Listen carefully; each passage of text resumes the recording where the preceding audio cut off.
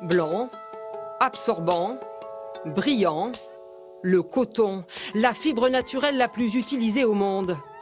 Près de 24 millions de tonnes produites chaque année. On le trouve partout. Vêtements, tenues de travail et même les billets de banque. Le papier de vos euros, c'est du 100% coton. Dans cet immense marché, la France compte encore quelques champions dans le textile technique et les produits d'hygiène. Alors comment font ces entreprises pour résister? Quels sont leurs débouchés? Nous sommes allés à Laval voir l'un de ces fleurons qui achète près de 3000 tonnes de coton par an. Première étape de sa réussite, le choix de la matière première. Alors ce coton vient principalement d'Afrique de l'Ouest, qui est le coton qui correspond aux exigences techniques de nos tissus. Chaque coton n'a pas les mêmes particularités. Le coton africain permet de donner déjà d'entrée la résistance que les tissus pour vêtements professionnels vont demander. Deuxième raison de ce succès, ces machines ultra modernes pour lesquelles cette entreprise a investi des millions d'euros. D'abord, le coton est aéré, nettoyé et cardé, c'est-à-dire peigné.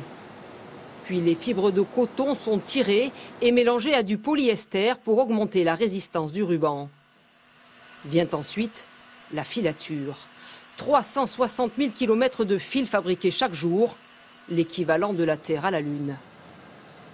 Des fils positionnés un à un, à la main, avant l'encollage. On va assembler l'ensemble des fils pour fabriquer une chaîne. Et chaque fil va être peigné dans un bain d'amidon pour venir le gainer. Ce gainage, en fait, va lui donner sa résistance lors du tissage. Dans cet atelier, les 54 métiers à tisser produisent 45 km de tissu en une journée. Dernières étapes, la teinture et le traitement. C'est là que réside la troisième clé du succès.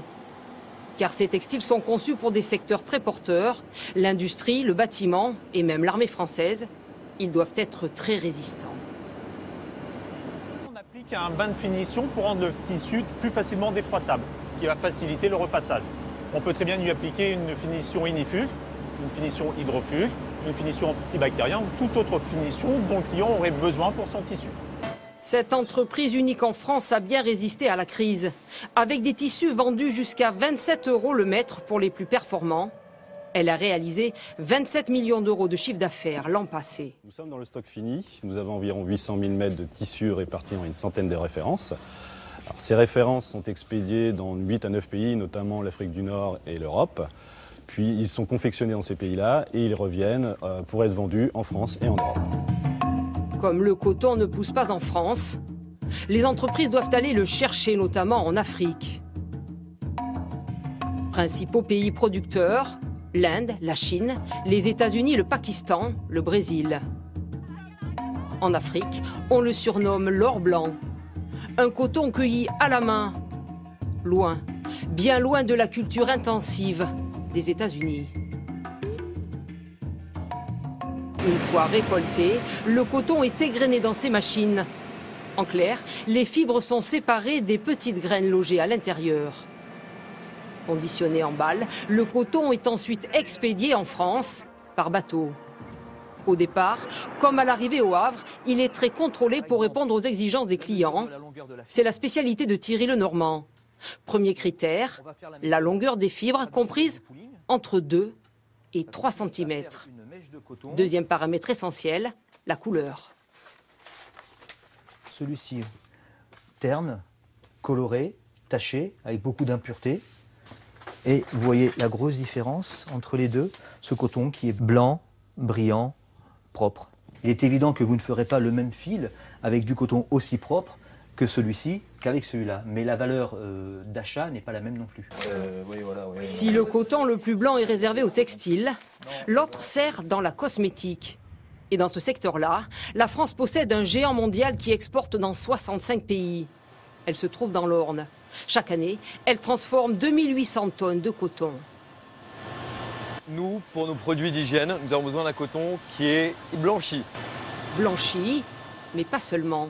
Il doit aussi être hydrophile, c'est-à-dire absorbant. Car regardez, à l'état naturel, le coton est hydrophobe, comprenez, repousse l'eau. Il est rendu hydrophile à l'aide de solvants. Peigné, façonné en ruban, le coton est ensuite plié, découpé et conditionné. Mais le produit phare ici, c'est le coton-tige. À l'intérieur de ces machines que l'entreprise a elle-même conçues, des mèches de coton sont enroulées autour de fines baguettes de plastique, puis conditionnées en boîte ou en pochette. Chaque année, on fabrique plus de 25 milliards de coton-tige. Les prix de vente en grande distribution s'étalent entre environ 30 centimes et 2 euros. Ce qui fait la différence de prix, c'est l'emballage que l'on décline ici sous toutes les formes et toutes les couleurs. Enfin, dernier atout, les cotons bio, un marché encore de niche mais qui a augmenté de près de 15% ces dernières années.